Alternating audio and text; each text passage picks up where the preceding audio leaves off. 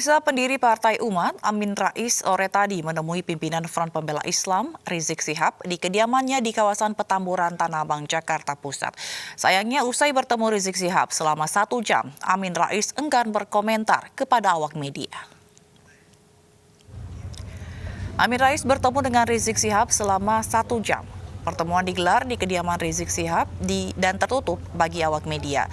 Sepulangnya dari kediaman Rizik, Amin Rais enggan memberikan keterangan sedikit pun.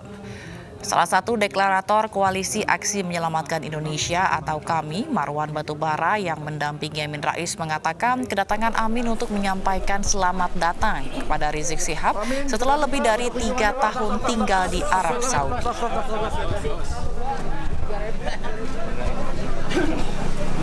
Mendengar apa yang didiskusikan ya, tapi yang jelas selama ini karena hubungannya juga sangat dekat ya, itu sangat happy lah pada prinsipnya seperti itu. Gubernur DKI Jakarta Anies Baswedan juga bertemu Rizik Syihab pada Selasa malam. Hal ini diketahui dari unggahan Twitter Front Pembela Islam. Momen pertemuan Rizik Syihab dan Gubernur DKI Jakarta ini juga diunggah di akun Instagram Tengku Zulkarnain. Dalam unggahannya, Tengku Zulkarnain menulis mengenai persahabatan. Tengku Zulkarnain menyebut salah satu perbincangan dalam pertemuan ini adalah soal rencana pernikahan anak Rizik Syihab, Najwa Shihab, yang akan digelar beberapa hari ke depan. Pernikahan anak keempat Rizik rencananya akan dihadiri oleh keluarga, sahabat, para ulama, dan pendukung Rizik.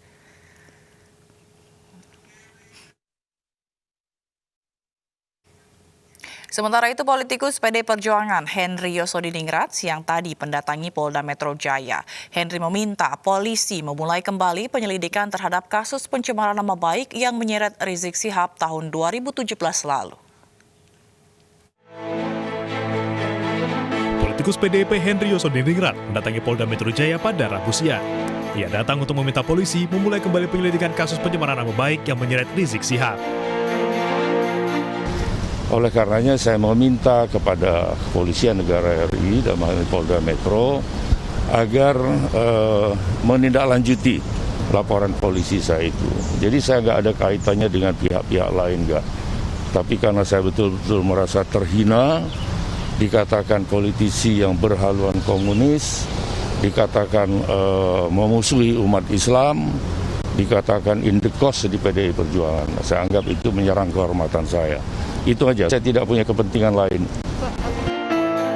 Sebelumnya, pada 2017 lalu, Henry melaporkan Rizik atas pencemaran nama baik terhadap dirinya. Namun tak lama setelah dilaporkan, Rizik berangkat ke Arab Saudi dan menetap di sana selama lebih dari 3 tahun. Henry meminta kasus kembali dilanjutkan karena Rizik Syihab sudah kembali ke tanah air. Dari Jakarta, Nadia Valery, Anugrah Surya, Anyus melaporkan. Mantan Panglima TNI Gatot Nurmantio batal menghadiri acara pemberian penghargaan Bintang Mahaputra oleh Presiden Jokowi di Istana Negara. Pengamat menilai ketidakhadiran Gatot dinilai sebagai penegasan posisi Gatot di luar pemerintahan.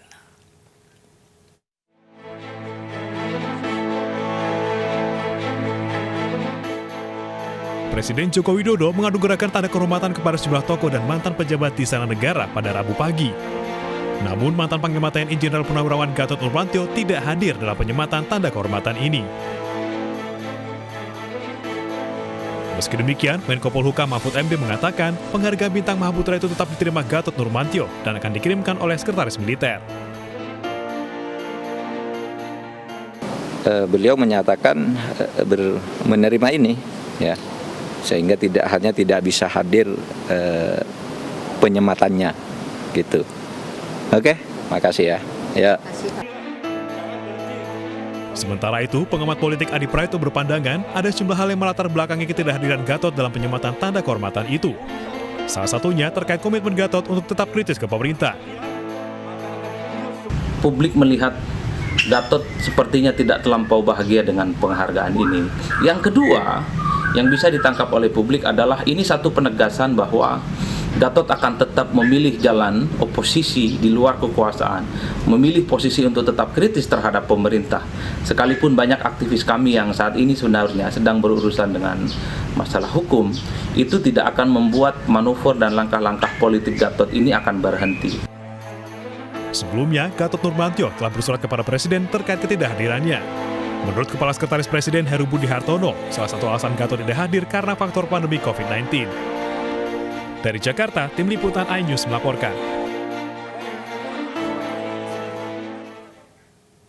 Sekelompok orang yang mengatasnamakan Banteng Ketaton terlibat adu mulut dengan Ketua Bawaslu Surabaya terkait dugaan pelanggaran pemilu. Pendukung salah satu pasangan calon melapor alat peraga kampanye mereka dirusak.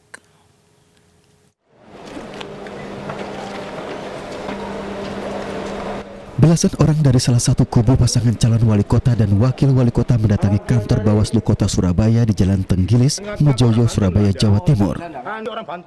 Mereka melaporkan dugaan sejumlah pelanggaran pilkada terkait hilang dan rusaknya alat peraga kampanye milik kelompok Banteng Ketaton dan salah satu pasangan calon. Pelaporan ini sempat diwarnai adu mulut karena Bawaslu dianggap tidak netral. Pengambilan ini ketua wakil sekretaris DPC mana? DPC PDI Perjuangan. Siapa Pak namanya? Kalau nggak salah Rahmat Hidayat. Namun Bawaslu Kota Surabaya menegaskan pihaknya netral dan akan menindaklanjuti semua laporan pelanggaran pilkada bersama penegakan hukum terpadu atau Gakumdu Surabaya. Bawaslu bersikap netral, menjalankan tugas dan mewenang sesuai dengan undang-undang. Tidak akan berpihak pada pihak yang lain seperti itu. Terima kasih, Pak. Pak, bentuk netralitas dari Bawaslu apa, Pak? Dalam hal ini? Kita menerima dan menindaklanjuti semua laporan, Pak. Meski sudah melaporkan dugaan pelanggaran pemilu, kelompok ini berjanji akan ikut memantau tindak lanjut pelaporan mereka. Dari Surabaya, Jawa Timur, Yuda Prawira, iNews melaporkan. Tidak terima terjaring razia masker, warga marahi petugas. iNews melaporkan kembali dengan informasi selengkapnya.